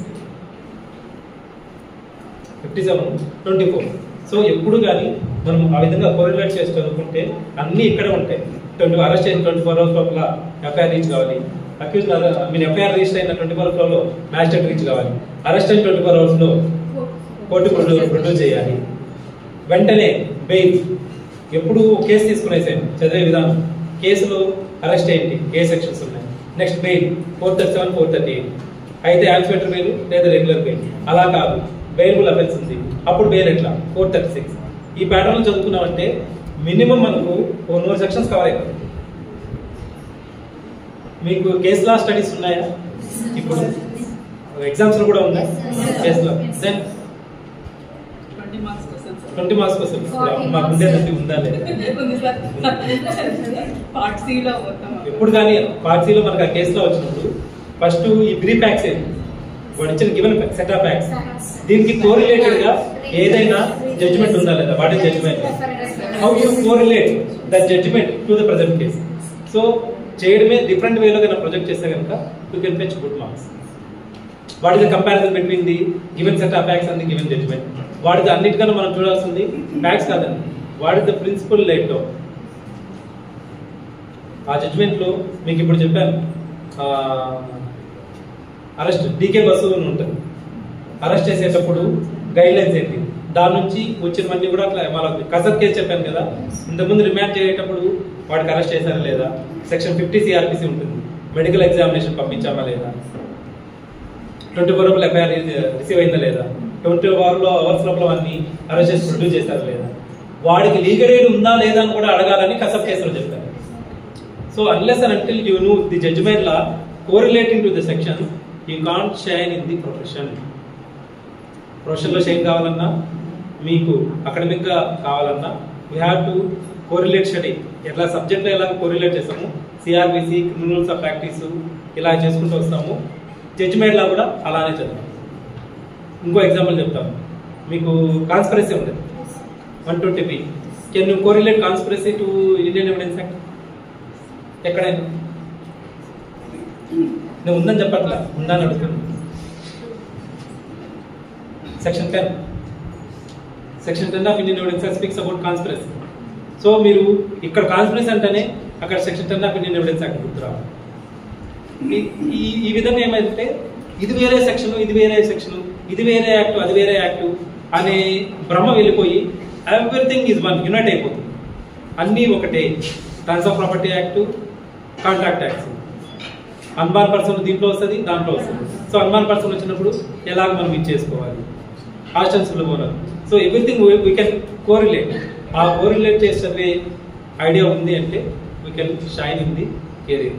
even రేపొద్దున మనం ప్రాక్టీస్లోకి వచ్చినా కానీ, ప్రాక్టీస్లోకి వచ్చిన తర్వాత ఎవడైనా పార్టీ వచ్చినా కానీ కరెక్ట్గా గైడ్ చేయండి. పార్టీస్ ఆర్ వెల్ ఎన్లైటెడ్, మనకన్నా చాలా తెలివైన వాళ్ళు. వాళ్ళకి తెలుసు ఎవరి దగ్గర పోవాలి, ఎవరి దగ్గర పోకూడదు. వాళ్ళు వచ్చినప్పుడు మనకు వచ్చినా రాకపోయినా వచ్చినట్టు ప్రొజెక్ట్ చేయగలిగినా ఉండాలి. నాకేమొచ్చో రాదు, మీకు తెలియదు రెండు వచ్చేసరికి ఓకే ఏదో వచ్చిన ఇంప్రెషన్ క్రియేట్ చేసిన. So in such way the advocate must ఎలా ఉండాలంటే మనకు ఆ భ్రమణ కలిగించేటట్టుగా ఉండాలి. Yeah, if you want to get an answer, you have to convince the officer, otherwise at least confuse him. So then you can get an answer. So అప్డేట్గా ఉండండి. ఈ electronic evidence మీద ఏమైతే కొత్త మీరు ఓకే ఇప్పుడు నా దగ్గర ఒక మొబైల్ ఉంది, దాంట్లో ఒక డేటా ఉంది, నేను డైరెక్ట్ కోర్టులో ప్రొడ్యూస్ చేసేయచ్చు, డైరెక్ట్గా ప్రొడ్యూస్ చేసేయచ్చు. లేదు ఒక వాట్సాప్ చాట్ ఉంది, నేను గొడవ పడ్డా, నేను మా భార్య గొడవ పడ్డాను, గొడవ పడ్డాము, ఆ వాట్సాప్ చాట్ ఉంది, కేసు వేసుకున్నాను, నేను దాన్ని కోర్టులో చూపించాను. సో షీ ఈజ్ అరగెంట్ అని చెప్పి నేను ప్రూవ్ చేయాలని నా intention. Can I produce that printout? No, sir. Can I draw the data in a pen drive? Can I produce it? ఈ మూడింటికి వేస్తే I can give మూడింటికి ఆన్సర్ వేస్తే నేను ఒరిజినల్ ప్రొడ్యూస్ చేయొచ్చు. Original is call primary evidence by virtue of section 70 Indian Evidence Act. 65B certificate you are saying that. I am asking about primary evidence. 63 primary evidence. So if you want to produce it, I can produce primary evidence. Mobile name produce it. నేను చేయలేకపోయినాను, I can produce secondary evidence. Secondary ఎప్పుడంటే mobile నీకు ఇచ్చేస్తాను, నేను మాట్లాడడానికి ఎలాగా, so దాని data drive చేస్తాను, మీకు ఇస్తాను. ఆ ఇచ్చేటప్పుడు ఒక సర్టిఫికేట్ ఇవ్వండి, సెక్షన్ 65 క్లాస్ సర్టిఫికేట్ ఇవ్వండి ఇచ్చారు. ఇంతకుముందు సర్టిఫికేట్ ఫార్మాట్ లేదు. ప్రజెంట్ భారతీయ సాక్ష్య అధీనంలో లాస్ట్లో షెడ్యూల్ ఒకటే ఒక సర్టిఫికేట్ ఇచ్చారు, సెక్షన్ 63 క్లాస్ 4 క్లాస్ 6 సర్టిఫికేట్. ఆ సర్టిఫికేట్లో ఫార్మాట్ ఇచ్చారు. ఆ ఫార్మాట్ ప్రకారం యాష్ వాల్యూ ఉంటుంది, ఐడియా ఉందా? ప్రతి ఒక్క దానికి ఒక యాష్ వాల్యూ ఉంటుంది, ప్రతి ఒక్క డాక్యుమెంట్లో జనరేటెడ్ యాష్ వాల్యూ, ఆ యాష్ వాల్యూ వేసి కూడా ఇవ్వాలి. సో టెక్నికల్గా కూడా మనం ఎక్విప్ అయి ఉంటేనే ఇవన్నీ మనం చేయగలము. ఏదో చదివేద్దాము వెళ్ళిపోదాం అనుకుంటే కుదరదు, ఎటువంటి ప్రయోజనము లేదు. ఇంకో చిన్న ఇది ఉంది దీంట్లో, ఏమంటే క్లాస్లో లాస్ట్ 10లో ఉండే వాళ్ళు సక్సెస్ఫుల్ అడ్వకేట్ లేదు. నిజం, చాలా బ్యాచ్లో జరుగుతుంది ఆ విధంగా. ఏమంటే నాలెడ్జ్ ఉండాలి, దాన్ని ఎలాగా ప్రాక్టీస్ గా మలుచుకున్న వాళ్ళన్న క్యాపబిలిటీ, అట్రాక్ట్ కూడా ఉంటుంది. Though I'm very much knowledge అని చెప్పి అనుకొని అక్కడికి వెళ్ళలేదు అనుకోండి, ప్రయోజనం ప్రాక్టీస్లో పెట్టకపోతే. సో కరెక్ట్గా మంచి లీగల్ నాలెడ్జ్ పెట్టుకోండి, మంచి ఫౌండేషన్ పెట్టుకోండి, make use of the library, have the good reading skills, maintain the memory. మీరు ఒక్కసారి చదివిన దాన్ని, అన్నిటికన్నా తప్పు విషయం ఏమంటే ఒకసారి చదివితే మళ్ళీ చదవాల్సి రావడం, అంతకన్నా దారుణం ఇంకోటి లేదు. ఒకసారి చదివితే మనం చదవకూడదు, ఇంత వేస్ట్ ఆఫ్ టైం. ఒకసారి చదివి ఇంకోసారి చదవకపోతే with in span of no time మన సబ్జెక్ట్ అంతా కంప్లీట్ చేసేయచ్చు. సో మంచిగా చదవండి. ఇక్కడ నుంచి కంప్లీట్ అయ్యి వచ్చిన తర్వాత కెరీర్లో ఏదైనా legal side, I mean APP side కానీ, జ్యుడిషియల్ సైడ్ కానీ, లేకపోతే పబ్లిక్ సెక్టర్ కానీ, ఏ రకంగా వెళ్ళండి. ఎక్కడికి వెళ్ళినా కానీ మంచిగా మీరు సెటిల్ కావాలని దేవుడు మీకు అంత మంచి చేయాలని కోరుకుంటూ ఈ అవకాశం ఇచ్చినందుకు అందరికీ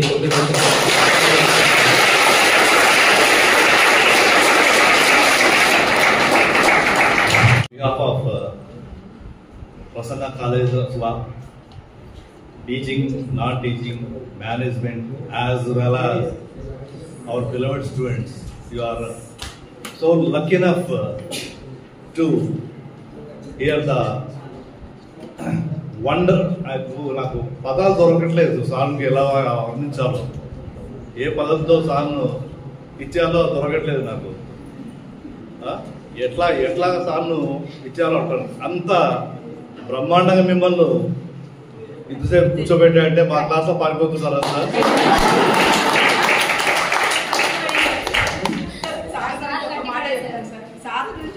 నేను కోర్టులో అబ్జర్వ్ చేసింది, మామూలుగా ఏమైనా మా కేసులు చూసి చేసుకుంటాం కదా, మనం ఈ వాయిదాకి పోయి నెక్స్ట్ ఈ వాయిదాకి ఒక స్టేట్మెంట్ ఇచ్చిపోతాము. అది నాకు అడ్వకేట్తోనే ఏదో నేను రాను పడి ఏదో స్టేట్మెంట్ ఇస్తే, లేదు మీరు పోయినసారి స్టేట్మెంట్ ఇచ్చినారు, మీరు ఇది బాగుండేనని అన్ని కేసులను గుర్తుపెట్టుకోగలుగుతారు సార్. మన కేసులు మర్చిపోతాము. నెక్స్ట్ అన్నది నెక్స్ట్ రాందని కూడా గుర్తుపెట్టుకుంటా. మీరు కావాలంటే ఇప్పుడు కోర్ట్ అబ్జర్వేషన్ లో పోయి చూడండి. సారు పోయినసారి ఏం స్టెప్ ఉంది, ఆ స్టెప్ లో ఏమి చెప్పారు అడ్వకేట్లు, ఇద్దరు అడ్వకేట్లు ఏం చెప్పారు. మీ ఫ్రెండే కదండి, మీరు ఎందుకు తీసుకురాలేదు, మీరు రావచ్చు కదా. సో లైవ్లీగా ఉంటుంది సార్ క్లాస్. అండ్ మెమరీ ఇందాక చెప్పిన టెక్నిక్స్ అంతా మనం కూడా వాడుకోవాలి. ఆ మెమరీ మాత్రం నేనైతే పర్సనల్ గా అబ్జర్వ్ చేసుకున్నాను. జనరల్ గా almost all attend 30 or 45 seminars in different universities. But ప్రతి యూనివర్సిటీలో సెమినార్ స్టార్టింగ్లో ఉంటారు, మళ్ళీ లంచ్ టైంలో ఉంటారు, లాస్ట్లో ఫెలిసిటేషన్లో ఉంటారు, బ్యాగులు ఇస్తారు, బ్యాగులు తీసుకుపోతారు తప్ప మధ్యలో ఉండరు. బట్ మీరు ఇంత శ్రద్ధగా సార్ చెప్పిన దాన్ని వినడం కాదు, అర్థం చేసుకోవాలి. That's the more important thing for you. But ఇప్పటికే కాలాతీతమైంది.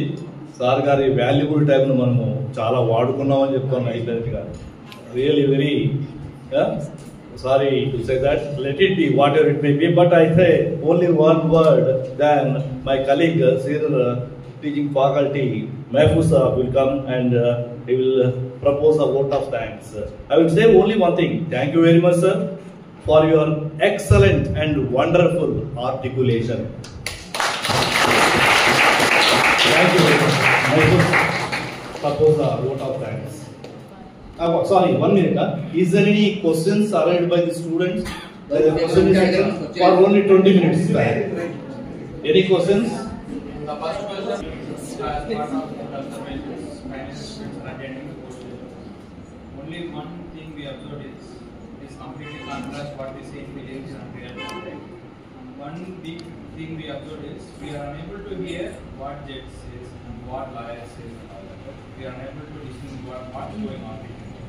So is there any kind of a rule that says that you should not use any kind of mic system in the court area and all that? No, sir. Actually, there is a mic system available, but they are not functioning.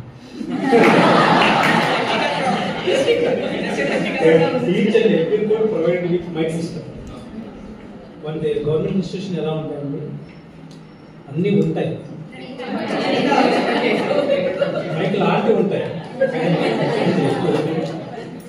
Okay, so that is why I asked. No, actually we use the mic for some days. So once repair వచ్చిందో ఎలా అవుతుందంటే దాన్ని repair చేయాలంటే మళ్ళీ budget కావాలి.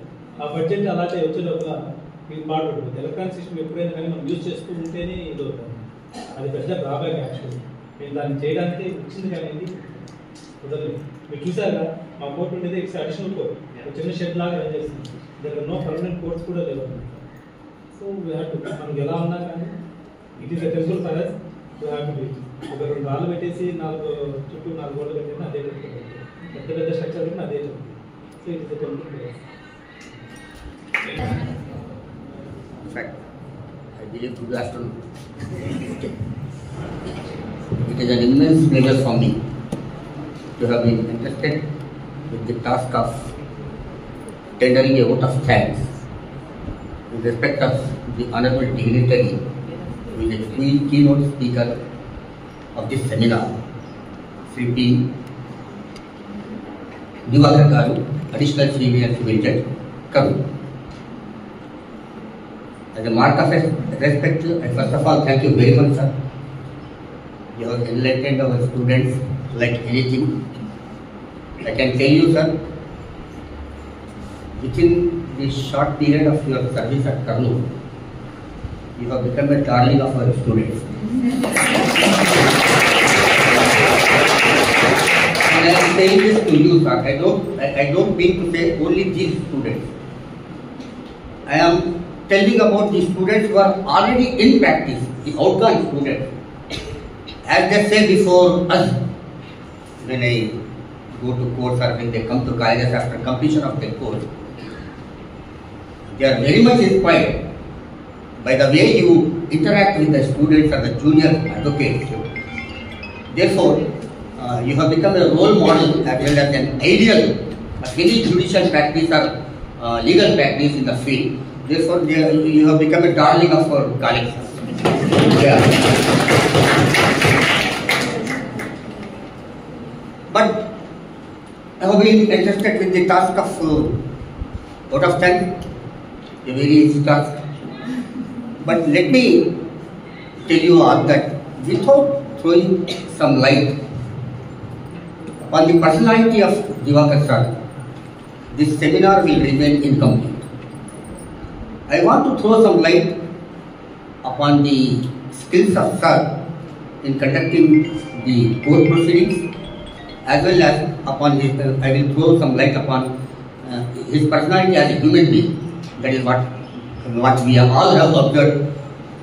You know, I occasionally go to court, not regularly. I occasionally go to court. Whenever I go to court, I always found sir in a very calm, composed and relaxed manner, displaying his ability to have control and command upon the very proceedings of the court. That is what a rare quality in any judicial officer. Sorry. I am talking reality. I am a realistic person, I talk reality. You see, it is obvious that due to overburdening of the cases, thousands of cases are pending in court, far more than us. It is obvious that judicial officers show some distinct, they display some sort of uneasiness as well as frustration and anger also, because it is quite understandable, because after all judicial officers are also human beings. It is common. I am talking in sense of general, what happens in court hall in general with regards to judicial officers. But in case of Divakar sir, as I said, he is always present in the court in a very calm, composed and relaxed manner. It doesn't mean that he does not have any tension. He is supposed to not have any tension. But it is his ability. It is a God gift for him. Sir must be really thankful to God, because you are conducting this much of tense proceedings in that much of ease manner. It is really an appreciable skill in the sir.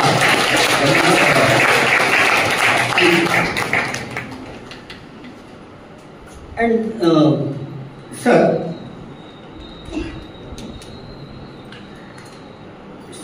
never shows any anger or frustration while conducting the court. As I said, whatever I say, I have to say it. On the other part, sir, what I have observed, sir acts as a teacher also, particularly to the junior advocates. I have myself practically seen him acting as a teacher. Whenever sir gets free time, whenever the juniors are available, he goes on giving them feedback. He tries to explain them the intricacies and complexities of law in a little bit manner which is understandable to the junior advocates who are aspiring to become highly successful practitioners in law.